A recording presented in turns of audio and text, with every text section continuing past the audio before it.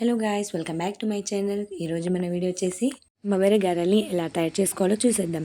ముందుగా పావు కేజీ వరకు బొబ్బరి పప్పుని తీసుకొని, అలాగే 2 టేబుల్ స్పూన్ల వరకు మినపప్పును వేసుకొని చక్కగా కడిగి 2 గంటల పాటు నానబెట్టుకోవాలి. అలాగే ఒక బౌల్ తీసుకొని 2 స్పూన్ల వరకు రవ్వని కూడా వేసి చక్కగా కడిగి పక్కన పెట్టుకోవాలి. రవ్వ వేయడం వల్ల వడలు అనేవి చాలా టేస్టీ అండ్ క్రిస్పీగా వస్తాయి. అలాగే ఇప్పుడు ఒక మిక్సీ గిన్నె తీసుకొని దానిలో ఒక 10 నుండి 15 పచ్చిమిర్చీలు వేసుకోవాలి. అలాగే కొన్ని వెల్లుల్లిపాయలు,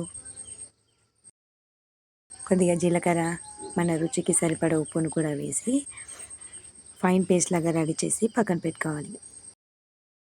ఇప్పుడు అదే గిన్నెలో కొద్దిగా బొబ్బరి పప్పును కూడా వేసుకుంటూ చక్కగా మిక్సీ పట్టి పక్కన పెట్టుకోవాలి.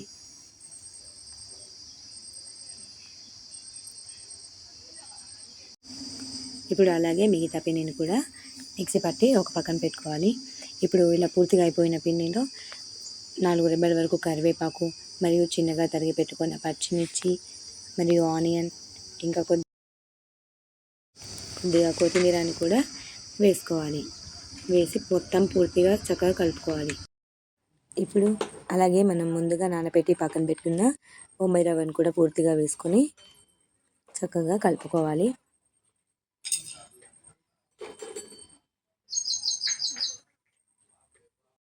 ఇప్పుడు అలాగే కొద్దిగా పిండిని తీసుకుంటూ చక్కగా గారెలు చేసుకుని వేడివేడి నూనెలో వేసుకుంటే చాలా టేస్టీ అండ్ క్రిస్పీ బొబ్బరి వడలు రెడీ.